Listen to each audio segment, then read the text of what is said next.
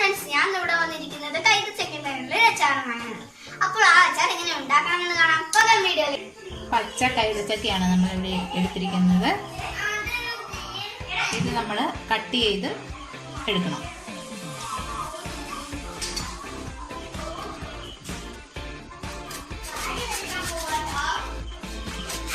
തൊലി ഒന്ന് നന്നായിട്ട് ചെത്തിയെടുക്കാം.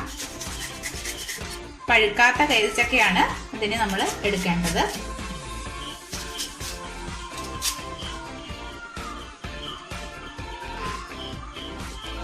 ഈ വലിപ്പത്തിലാണ് നമ്മൾ അരിഞ്ഞെടുക്കേണ്ടത്.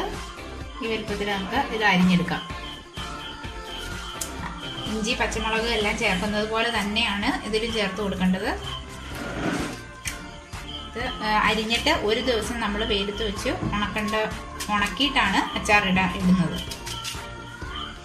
ആ ഉണക്കുമ്പോഴാണ് അതിൻ്റെ ഒരു ടേസ്റ്റ്. ഇതെല്ലാവർക്കും ഇഷ്ടപ്പെടും. പഴുത്തതല്ലാത്തത് കൊണ്ട് അധികം മധുരവുമില്ല.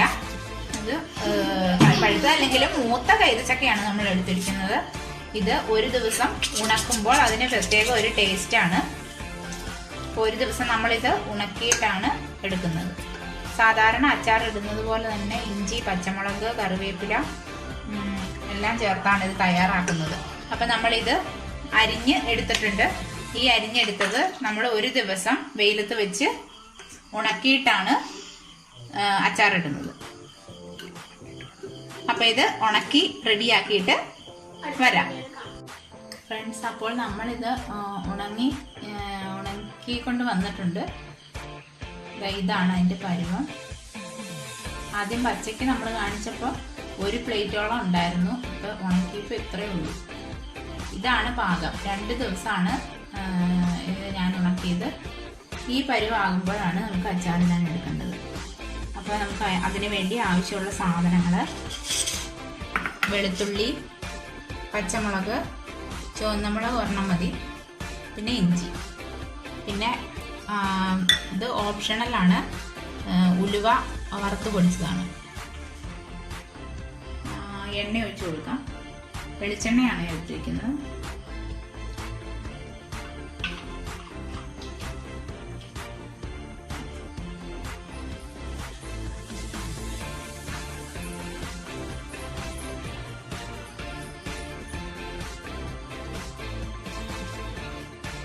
അപ്പോൾ നമ്മൾ ഇഞ്ചിയാണ് ആദ്യം ഇട്ട് കൊടുക്കുന്നത്.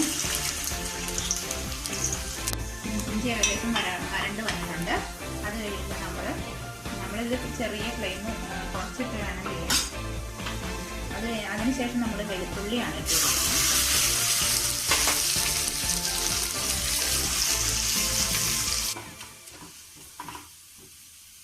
വെളുത്തുള്ളി മൂത്ത് വന്നിട്ടുണ്ട്. അപ്പോൾ നമുക്ക് അടുത്തത് പച്ചമുളക് ഇട്ട് കൊടുക്കാം.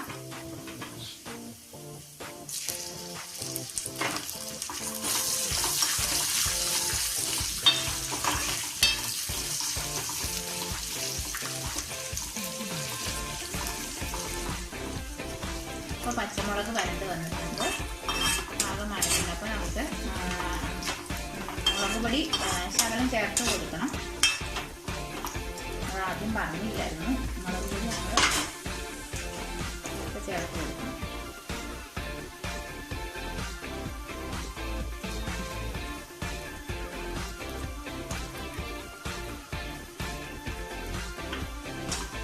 ഇളക്കി കൊടുക്കാം.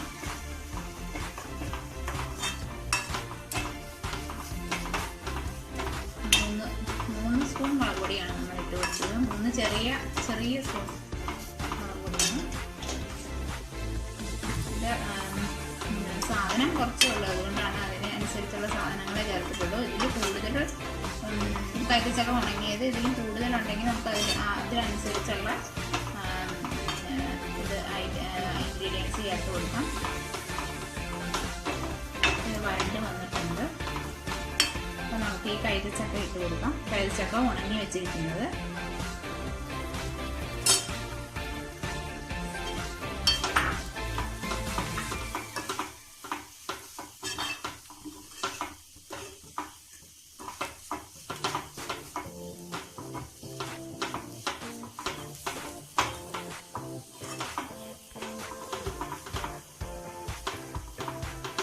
ഇതിപ്പോൾ കുറച്ച് സാധനമേ ഉള്ളൂ, അതുകൊണ്ട് ഞാൻ വിനാഗിരി ചേർത്ത് കൊടുക്കുന്നില്ല.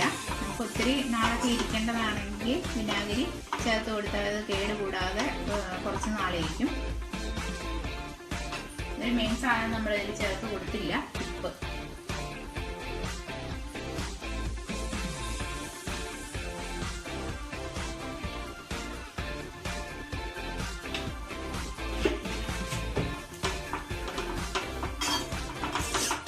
നല്ല ടേസ്റ്റി ആയിട്ടുള്ള അച്ചാറായിരിക്കും. നിങ്ങളെല്ലാവരും ചെയ്ത് നോക്കണം. എല്ലാവർക്കും ഇഷ്ടപ്പെടും, കുട്ടികൾക്കൊക്കെ നന്നായിട്ട് ഇഷ്ടപ്പെടും. കാരണം ചെറിയൊരു മധുരവും കൂടി ഉള്ളത് കൊണ്ട് നന്നായിട്ട് ഇഷ്ടപ്പെടും. എല്ലാവരും ട്രൈ ചെയ്ത് നോക്കുക. ഇഷ്ടപ്പെട്ടെങ്കിൽ ലൈക്ക് ചെയ്യുക, ഷെയർ ചെയ്യുക, സബ്സ്ക്രൈബ് ചെയ്യുക.